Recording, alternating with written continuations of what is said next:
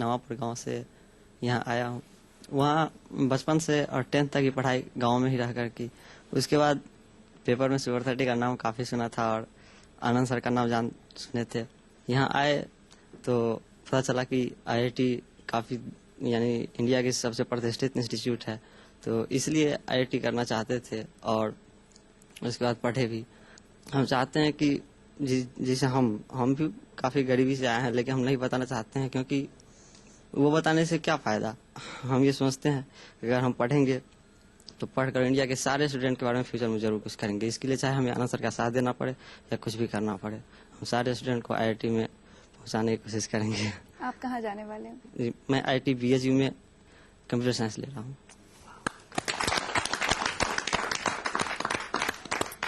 आनंद, वाकई आज शब्द नहीं है मेरे पास। कुछ ऐसी बातें लोगों ने कही हैं कि जिसके बाद बोलने को कुछ बहुत ज्यादा रह नहीं जाता। बहुत सारी दिक्कतों से आप खुद भी जूझे हैं और आपकी कोचिंग भी जूझी है। अब शायद आपकी कहानी देश में, दुनिया में लोग पढ़ रहे हैं, जान रहे हैं, देख रहे हैं, तो बहुत सारे लोग शायद आपकी मदद के लिए भी आगे आ रहे हैं। एक खास मेहमान आज हमारे साथ हैं, हमारे बीच हैं, जो आपकी मदद करना चाहते हैं।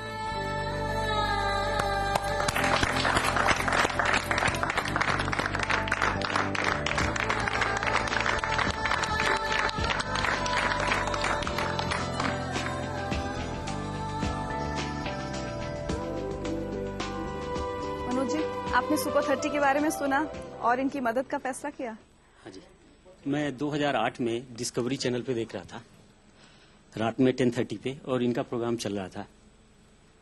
मुझे लगा कि शायद पाटलिपुत्र जैसी सिचुएशन फिर एक बार इंडिया में आ रही है।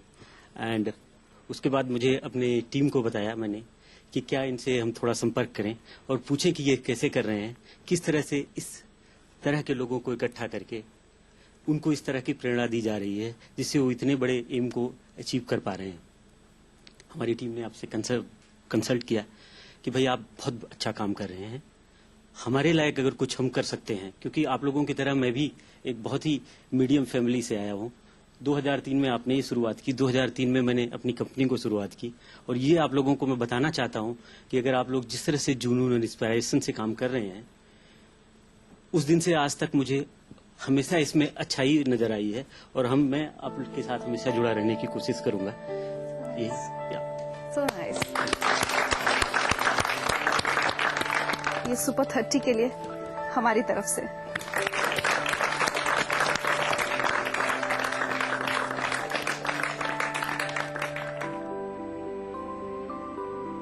और एक छोटा सा तोहफा आपके लिए और आपके सारे स्टूडेंट्स के लिए, क्योंकि हम चाहते हैं ये लोग अब नए नए कॉलेजेस में जा रहे हैं, जिंदगी की नई शुरुआत कर रहे हैं, तो जिंदगी लाइफ की तरफ से आपके लिए शुभकामनाएं, और आप हमें हमेशा याद रखें, इसके लिए आपके लिए गिफ्ट।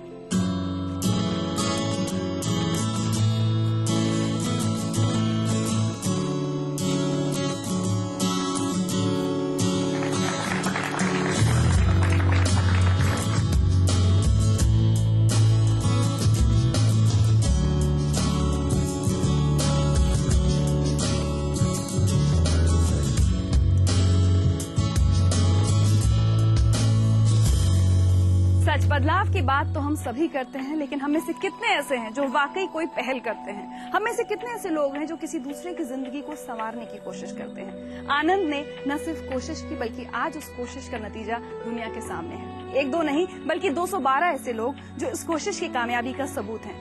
क्यों ना आज हम सब भी आनंद की कहानी से एक सीख लें? क्यों ना हम भी किसी एक जिंदगी को सुधारने, उसे बदलने का फैसला करें? क्यों ना हम भी अपनी जिंदगी की उधेड़बुन से ऊपर उठकर किसी और की जिंदगी बेहतर बनाने की कोशिश करें? और इसके लिए हमें आनंद बनने की जरूरत नहीं, बस जरूरत है एक नेक इरादे और छोटी सी कोशिश की। एक ऐसी कोशिश जो किसी बच्चे की किस्मत बदल सकती है, एक कोशिश जो किसी के नामुमकिन सपने को पूरा कर सकती है, एक कोशिश जो दुनिया को एक और खूबसूरत कहानी दे सकती है, ऐसी कहानी जो बनाती है जिंदगी को लाइव।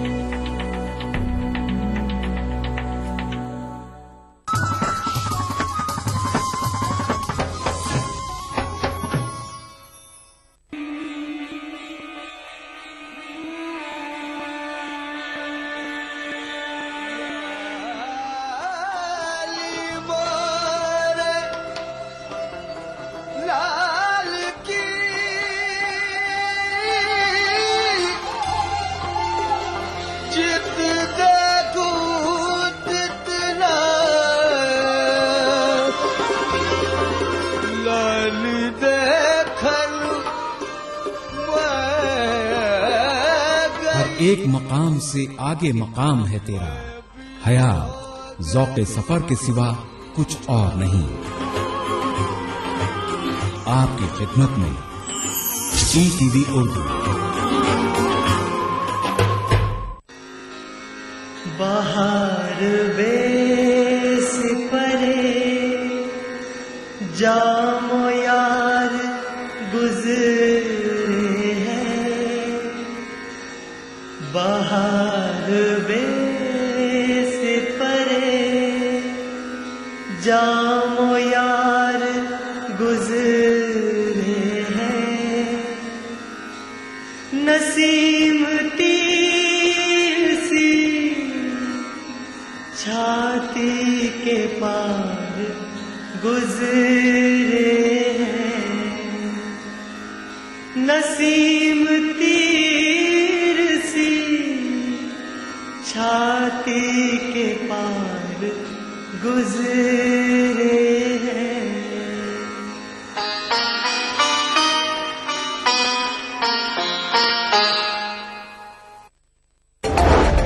आपकी पार्टी की हुकूमत है, तकरीबन जो है वो 10 साल उसको पूरे होने वाले हैं। क्या लेखा जोखा है आपके पास, क्या आप मुतमईन हैं?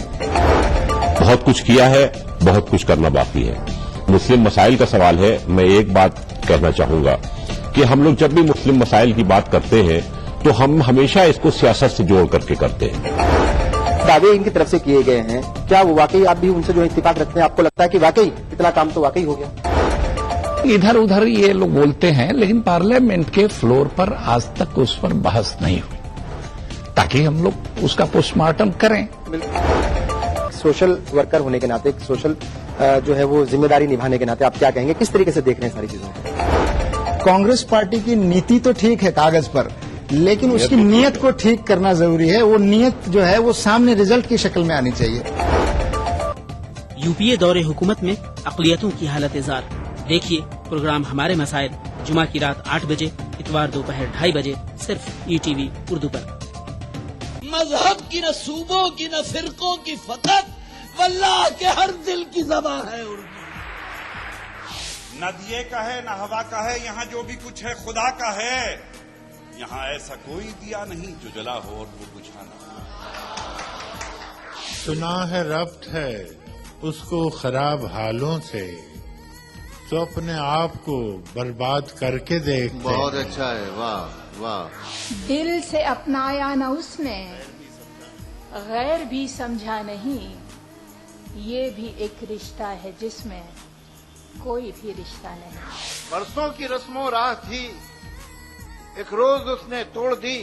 होशियार हम भी कम नहीं, उम्मीद हमने छोड़ दी। वाह वाह वाह। मयारी शेर व अदब और उर्दू जबान के फरोग की जानिब ETV उर्दू की एक और पहल। देखिए प्रोग्राम अंदाज़े बयां हर पीर का जुमेरात दोपहर 2:30 बजे, सिर्फ ETV उर्दू पर। इशरते कतरा है दरिया में फना हो जाना। इशरते कतरा है दरिया में फना हो जाना।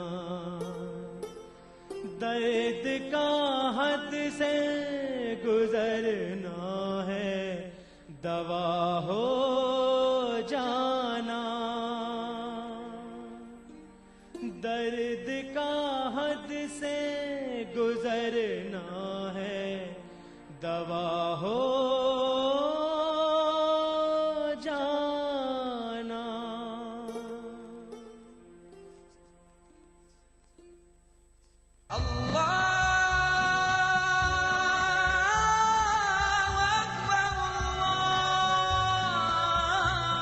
हर सुबह ETV उर्दू की खुशबू से महके आपका घर आंगन। मांगने वाले मांग खुदा से। रूहानी कैफियत से सरशार कव्वालियों का हसीन गुलदस्ता।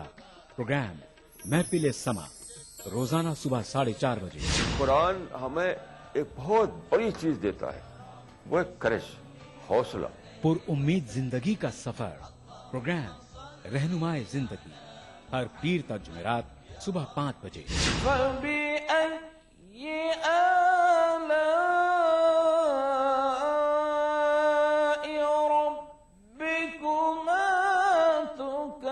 तिलावत कुरान मा तर्जुमा प्रोग्राम फरमाने इलाही हर जुमा ता इतवार सुबह 5 बजे। अल्हम्दुलिल्लाहि रब्बिल आलमीन अर्रहमानिर रहीम। मस्जिदुल हराम मक्का मुकर्रमा से नमाज फजर के रूह परवर मनाजिर प्रोग्राम नमाज फजर रोजाना सुबह 5:30 बजे। प्रोग्राम नवाए सरोज रोजाना सुबह 6 बजे। तो बने रहिए हमारे साथ और देखते रहिए ETV उर्दू बहारे सुबह। मजहब की न सूबों की न फिरकों की फकत वल्लाह के हर दिल की ज़बान है उर्दू। न दिए का है न हवा का है, यहाँ जो भी कुछ है खुदा का है। यहाँ ऐसा कोई दिया नहीं जो जला हो और वो बुझाना। सुना है रब्त है उसको खराब हालों से, तो अपने आप को बर्बाद करके देखते हैं। बहुत अच्छा है, वाह वाह। दिल से अपनाया न उसने, गैर भी समझा नहीं, ये भी एक रिश्ता है जिसमें कोई भी रिश्ता नहीं।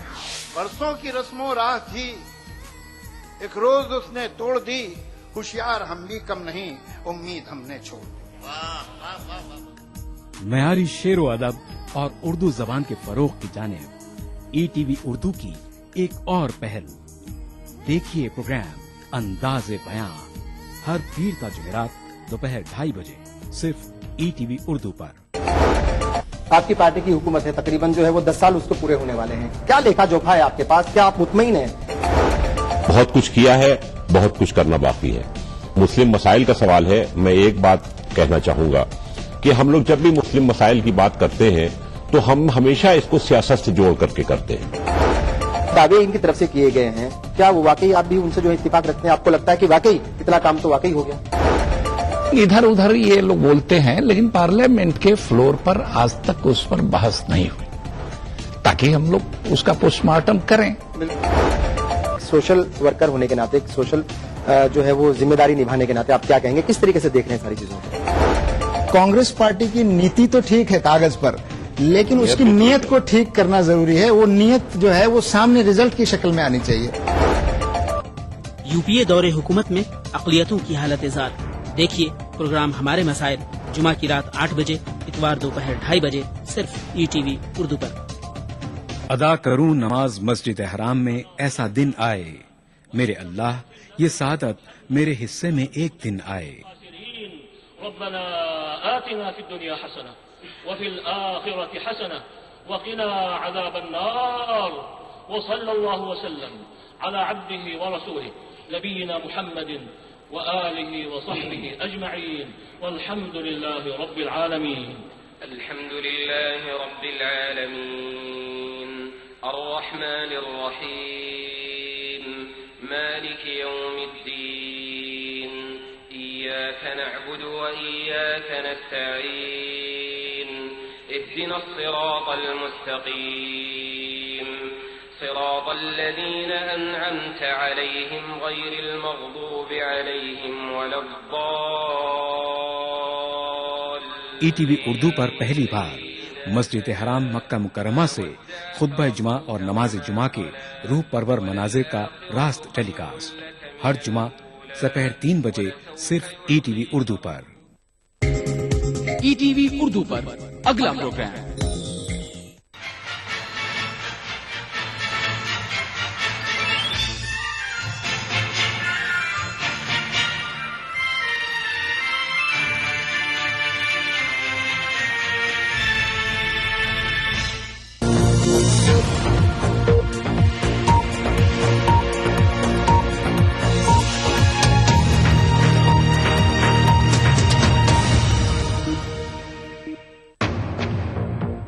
लंदन से ये है BBC ग्लोबल इंडिया का खास अंक। नमस्कार, मैं हूं नेहा भटनागर।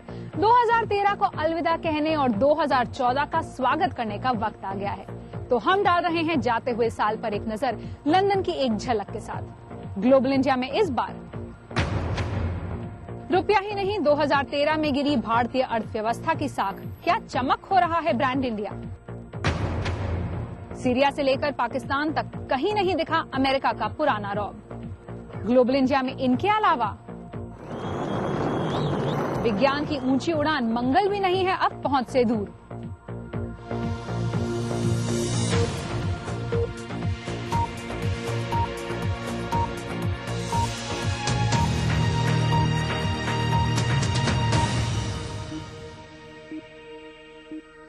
स्वागत है आप सबका ग्लोबल इंडिया के इस ईयर एंड स्पेशल में। मेरे पीछे है बिग बेन और यहीं पर है ब्रिटेन की पार्लियामेंट वेस्टमिंस्टर, जहां वो लोग बैठते हैं जो लंबे अरसे से भारत की तरफ उम्मीद भरी नजरों से देखते रहे। लेकिन 2013 में बहुत कुछ बदला। भारत की अंतर्राष्ट्रीय साख पर सवाल खड़े हुए। वो अर्थव्यवस्था जो 2 दशकों तक तेजी से आगे बढ़ रही थी, कुछ रुकी, कुछ डगमगाई। कई लोग तो इमर्जिंग इकोनॉमी को स्ट्रगलिंग इकोनॉमी तक कहने लगे। आखिर क्यों और कैसे हिला ब्रांड इंडिया? दिल्ली से नितिन श्रीवास्तव की रिपोर्ट। चमचमाते शॉपिंग मॉल, दिन दूना रात चौगुना बढ़ता शहरीकरण और अंतर्राष्ट्रीय व्यापार के बढ़ते आंकड़े, यही कहानी रही है पिछले कुछ सालों से भारतीय अर्थव्यवस्था की। लेकिन जिस देश ने अपनी मजबूत बैंकिंग प्रणाली से 2009 का वैश्विक आर्थिक संकट तक झेल लिया था, उसी देश को इस वर्ष दो चार होना पड़ा ऐसे मुद्दों से जिन्होंने भारतीय आर्थिक नीति की नींद उड़ाकर रख दी। जैसे जैसे 2013 गुजरता रहा, मुद्रास्फीति से लेकर बढ़ती महंगाई ने आम भारतीयों की कमर तोड़नी शुरू कर दी थी। इसमें कोई दो राय नहीं कि हमारे कंधे झुके, हमारे नंबर्स गिरे और हमें कहीं ना कहीं एक नकारात्मक दृष्टिकोण से हर चीज को देखने लग गए लोग। पिछले 10 वर्षों के दौरान चीन के बाद भारत उन कुछ देशों में से एक रहा था जहां दुनिया की लगभग सभी नामचीन कंपनियों ने भारी निवेश किए थे। कहना गलत नहीं होगा कि कुछ वर्षों पहले तक दुनिया भर के देशों में भारतीय अर्थव्यवस्था की इमेज एक एक्सप्रेस ट्रेन के तौर पर थी जो पटरियों पर सरपट दौड़ रही थी। लेकिन 2013 में यही एक्सप्रेस ट्रेन एक पैसेंजर ट्रेन में तब्दील होती नजर आई। एक तरफ जहां इस वर्ष अमेरिकी अर्थव्यवस्था दोबारा पटरी पर लौटती दिखी, वहीं भारतीय रुपया अमेरिकी डॉलर की तुलना में गिरता चला गया। भारत की ओर बड़े निवेशों में गिरावट आई तो दूसरी तरफ सरकार को देश में सोने की खरीद फरोख्त पर बंदिशें भी लगानी पड़ी। आरोप लगे कि सरकार अर्थव्यवस्था पर बड़े फैसले लेने से कतरा रही है, जिससे बहुराष्ट्रीय कंपनियां देश से दूर भाग रही हैं। पॉलिटिक्स में अनसर्टेनिटी हुआ है और इस वजह से ब्रांड इंडिया पे काफी धक्का पड़ा है। आपने जब वॉलमार्ट जैसे कंपनीज का इतना अपने एफर्ट डाइल्यूट किया, सारे चीजों में आपने पहले तो बहुत दरवाजे सारे खुले हैं, आप आ जाओ, पैसे जितने मर्जी ले आओ, अब आप टैक्स लगा रहे हैं। भारतीय शेयर बाजारों ने भी 2013 में बहुत उतार चढ़ाव देखा। वर्ष के मध्य में बड़ी कंपनियों के शेयर लुढ़के, वहीं जरा सी भी राजनीतिक स्थिरता और भारतीय रिजर्व बैंक के नए गवर्नर के पदभार संभालने के साथ ही भरोसा दिखा।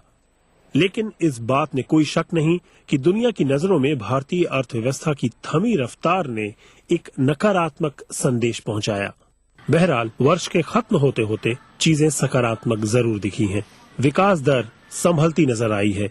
आने वाले समय में दुनिया की बड़ी अर्थव्यवस्थाएं भारत की ओर ज्यादा पैनी नजर बनाए रख सकती हैं। नितिन श्रीवास्तव, बीबीसी, दिल्ली। इसी मुद्दे पर और बात करने के लिए हमारे साथ हैं क्रैनफील्ड स्कूल ऑफ मैनेजमेंट से प्रोफेसर सुनील पोशाक वाले। प्रोफेसर पोशाक वाले, स्वागत है हमारे कार्यक्रम में। यही जानना चाहेंगे आपसे सबसे पहले कि यहाँ विदेश से देखें तो किस तरह से दिख रही है ब्रांड इंडिया विदेशी निवेशकों के लिए? देखिए, ब्रांड इंडिया की जो एक छवि थी वो काफी धूमिल हो गई, उसमें काफी मंदी हो गई। उसका मुख्य कारण यह रहा कि जो एक पॉलिसी पैरालिसिस रहा पिछले कुछ वर्षों में और जो भ्रष्टाचार के तमाम मुद्दे सामने आए, उससे विदेशी निवेशकों को जो उत्साह था उसमें काफी कमी हो गई। लेकिन ब्राजील, चाइना जैसी जो और अर्थव्यवस्थाएं हैं जिनके साथ भारत की अक्सर तुलना होती है, उनकी भी आर्थिक रफ्तार कुछ धीमी पड़ी, लेकिन भारत से कुछ ज्यादा ही निराशा हुई। ऐसा क्यों? उसका मुख्य कारण ऐसा है कि भारत को सबसे बड़ी दूसरी शक्तिशाली अर्थव्यवस्था चाइना के बाद माना जा रहा था। जो विकसित देश है उनकी काफी उम्मीद थी कि जो एक आर्थिक मंदी विश्व में आई है उसमें भारत की जो अर्थव्यवस्था है वो सबको उभरने में काफी मदद करेगी। भारत की जो अर्थव्यवस्था है उसमें काफी विश्वास था लोगों को, उसका पोटेंशियल में काफी विश्वास था। इसी कारण काफी निराशाजनक बात हुई। लेकिन खासतौर से अगर 2013 की बात की जाए तो जाते हुए साल में आखिर किस हद तक धूमिल हुई ब्रांड इंडिया की छवि? काफी निराशा हुई है, बिल्कुल ये बात बिल्कुल ठीक है। विदेशी निवेशक अब जो है नई सरकार की तरफ आंखें लगाकर बैठे हुए हैं। उनकी उम्मीद है कि भारत में जो चुनाव होने वाले अगले वर्ष उसमें एक सरकार आएगी, एक मेजॉरिटी के साथ सरकार आएगी, जिससे कि कुछ डिसाइसिव डिसीजंस और एक कोई अफर्मेटिव पॉलिटिकल लीडरशिप शायद भारत को मिले। उससे निश्चित ही विदेशी निवेशकों के उत्साह में फिर से एक बार उमंग आएगी। तो 2013 में जितनी फीकी पड़ी भारत की छवि, क्या 2014 से अब कुछ उम्मीदें हैं? 2014 की उम्मीदें अभी जो राजनीतिक अनिश्चितता है उस पर काफी निर्भर करेगी। ये अगर ये राजनीतिक अनिश्चितता हट जाती है, अगर एक सरकार अच्छी सरकार आ जाती है पावर में, तो उससे एक जो पॉलिसी, जो क्लैरिटी है पॉलिसी के बारे में, एक विदेशी निवेशकों को एक क्लियर सिग्नल मिलना चाहिए कि आखिर सरकार चाहती क्या है। अभी जो मिक्स सिग्नल मिल रहे हैं उससे निवेशक काफी हताश से हैं। प्रोफेसर सुनील पोशाक वाले, हमसे बात करने के लिए शुक्रिया। ग्लोबल इंडिया में आगे आपको ले चलेंगे थेम्स नदी के उस पार लंदन आई के पास और बात करेंगे अमेरिका की डगमगाती साख की।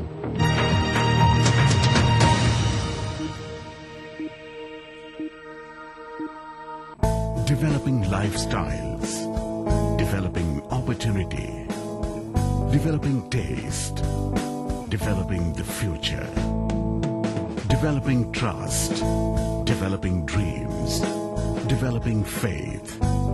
Amrapali Group, developing India. देखिए ETV उर्दू सभी DTH प्लेटफॉर्म पर, डिश टीवी पर चैनल नंबर 787, एयरटेल पर चैनल नंबर 610, टाटा स्काई पर चैनल नंबर 176, बिग टीवी पर चैनल नंबर 972, वीडियोकॉन पर चैनल नंबर 750। देखिए आपका अपना चैनल और भी बेहतर क्वालिटी में।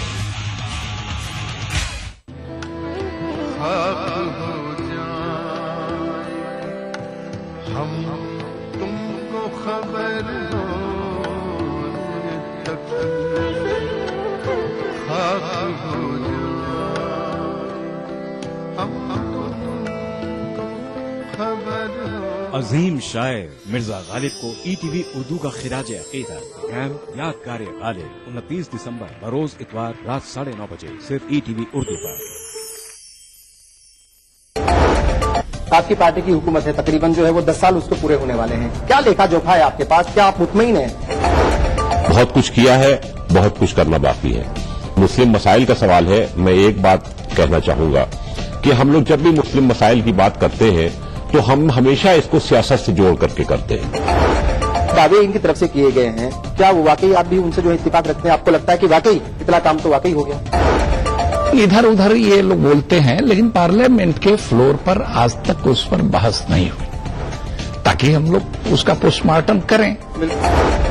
सोशल वर्कर होने के नाते, एक सोशल जो है वो जिम्मेदारी निभाने के नाते आप क्या कहेंगे, किस तरीके से देख रहे हैं सारी चीजों को?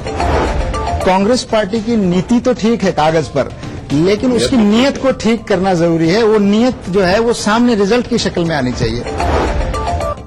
यूपीए दौरे हुकूमत में अक़लियतों की हालत जार। देखिए प्रोग्राम हमारे मसाइल जुमा की रात 8 बजे, इतवार दोपहर 2:30 बजे सिर्फ ETV उर्दू पर।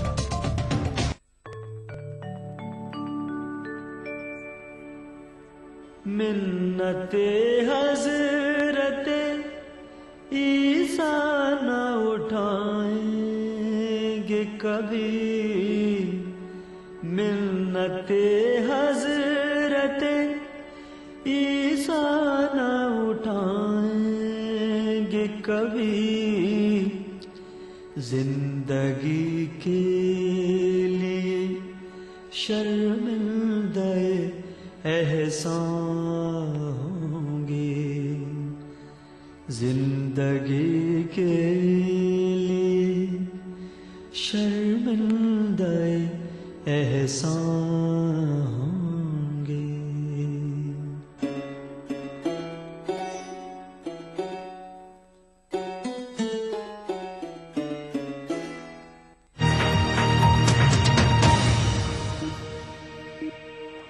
आप देख रहे हैं ग्लोबल इंडिया। मैं हूं नेहा भटनागर और हम आ गए हैं ब्रिटेन के मॉडर्न टूरिस्ट अट्रैक्शन लंदन आई के पास, जहां हर साल 35 लाख से भी ज्यादा पर्यटक आते हैं।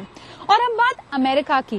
दुनिया भर में अपना दबदबा बनाने वाले अमेरिका का रुतबा इस साल कुछ कम होता हुआ दिखा। चाहे बात हो ओबामा केयर के चलते अमेरिका के ठप होने की या फिर सीरिया में दखल देने से कतराने की, 2013 ने अमेरिका की छवि कुछ बदली सी देखी। वॉशिंगटन से ब्रिजेश उपाध्याय की रिपोर्ट। नया मौका, नई शुरुआत, लेकिन अंदाज वही। जनवरी की एक सर्द सुबह बराक ओबामा ने दोहराया एक बेहतर कल का वादा। The decade of war is now ending. An economic recovery has begun. युद्ध का दशक खत्म हो चुका है, आर्थिक सुधार शुरू हो चुका है। अमेरिका के सामने अभी असीम संभावनाएं हैं। मेरे प्यारे देशवासियों, हम इस अवसर का लाभ जरूर उठाएंगे, तब तक जब तक कि हम मिलकर ये प्रयास करेंगे। लेकिन दिसंबर आते आते घरेलू राजनीति के थपेड़ों ने उनकी लोकप्रियता आधी कर दी है। कई मित्र देश उनकी नीतियों से नाराज हैं। अफगानिस्तान में करजई अपनी जिद पर अड़े हैं। पाकिस्तान शिकायतों का पुलिंदा लिए खड़ा है। चीन अब आंखें दिखाने लगा है। आलोचक उनकी विदेश नीति पर अमेरिका को कमजोर करने का आरोप लगा रहे हैं। मुझे लगता है कि इसमें कुछ तो सच्चाई है। विदेश नीति से जुड़ी समस्याओं पर राय ये है कि अमेरिका बैकफुट पर है, वो सक्रिय नजर नहीं आ रहा। सीरिया पर हमले की पूरी भूमिका उन्होंने तैयार की। मित्र देशों को भी राजी करने की कोशिशें हुई, लेकिन रास्ता कूटनीति का चुना। अमेरिका दुनिया का दरोगा नहीं है। दुनिया में बहुत खराब चीजें हो रही हैं, पर उन सब को दुरुस्त कर पाना हमारे बस में नहीं। मगर थोड़े से प्रयास और जोखिम से अगर हम बच्चों की जान बचा सकें तो हमें कुछ करना चाहिए। आलोचकों ने कहा कि धमकी देकर हमला न करके अमेरिका ने दूसरे तानाशाहों के हौसले बुलंद किए हैं। ईरान के साथ समझौता और बातचीत की शुरुआत विदेश नीति की एक बड़ी कामयाबी के तौर पर पेश की गई, लेकिन अमेरिका के सबसे करीबी दोस्त इसराइल ने अपनी नाराजगी जाहिर करने में बिल्कुल देर नहीं लगाई। जिनीवा में जो कुछ हुआ वो ऐतिहासिक समझौता नहीं था। ये ऐतिहासिक गलती है। इससे दुनिया ज्यादा सुरक्षित नहीं हुई है। कांग्रेस भी इसे पूरी तरह से सहमति देती नहीं नजर आ रही और कुछ जानकार अभी से ही कह रहे हैं कि ये समझौता शायद ही आगे बढ़े। मुझे नहीं लगता कि कोई पुख्ता समझौता हो पाएगा जो ईरान को अपने परमाणु कार्यक्रम को आगे बढ़ाने से रोक सकेगा या ईरान को स्थायित्व की ओर ले जाएगा। माना जा रहा है कि आने वाले साल में चुनौतियां और जटिल होंगी, लेकिन अमेरिकी विदेश नीति के लिए एक मौका भी होगा नए सिरे से नेतृत्व दिखाने का। जब तक ओबामा की तुलना बुश से होती थी, वो हर जगह अव्वल नजर आते थे, लेकिन व्हाइट हाउस की दूसरी पारी में दुनिया सिर्फ उन्हें देख रही है। उनके आलोचकों का भी कहना है कि दुनिया को आज जिस तरह के नेतृत्व की जरूरत है, ओबामा में वो काबिलियत है, लेकिन जरूरत है उसे परिभाषित करने की और फिर उस पर अमल करने की। Brajesh Upadhyay, BBC, Washington. और अब 2013 की कुछ और बड़ी अंतर्राष्ट्रीय खबरों पर एक नजर। साल की शुरुआत में मिस्र के राष्ट्रपति मोहम्मद मोर्सी की कुर्सी खतरे में नजर आई जब देश भर में उनकी सरकार के खिलाफ व्यापक जन प्रदर्शन हुए। मार्च महीने में वेनेजुएला ने 14 साल से देश पर शासन कर रहे अपने प्रिय नेता उगो शावेज को आंसुओं भरी विदाई दी। कैंसर से लंबी लड़ाई लड़ने के बाद शावेज आखिरकार जिंदगी की जंग हार गए थे। वेटिकन की चिमनी से निकले सफेद धुएं ने संकेत दिया कि अर्जेंटीना के कार्डिनल बर्गोलियो नए पोप होंगे। चीन में भी शी जिनपिंग के राष्ट्रपति बनने के बाद एक नए दौर की शुरुआत हुई। अप्रैल में ही आयरन लेडी के नाम से मशहूर ब्रिटेन की पूर्व प्रधानमंत्री मार्गरेट थैचर का 87 वर्ष की आयु में निधन हो गया। इसी महीने में अमेरिका में बॉस्टन मैराथन के दौरान हुए 2 धमाकों में 3 लोगों की मौत हो गई, जबकि 170 से ज्यादा जख्मी हो गए। मई महीने में पाकिस्तान ऐसे ऐतिहासिक क्षण का गवाह बना जब देश के 66 साल के इतिहास में पहली बार लोकतांत्रिक तरीके से चुनी हुई सरकार का स्थान ऐसी ही दूसरी लोकतांत्रिक सरकार ने लिया। इसी महीने में तुर्की में व्यापक जन प्रदर्शनों की शुरुआत हुई। हजारों लोग देश के प्रधानमंत्री तैयब एर्दोगान के इस्तीफे की मांग लेकर सड़कों पर उतरे। जून में ब्राजील में ऐसा ही नजारा देखने को मिला जब बस किराया बढ़ने से शुरू हुए साधारण विवाद ने हिंसक झड़पों का रूप ले लिया। इन पर काबू पाने के लिए पुलिस ने देश भर में अभियान चलाया।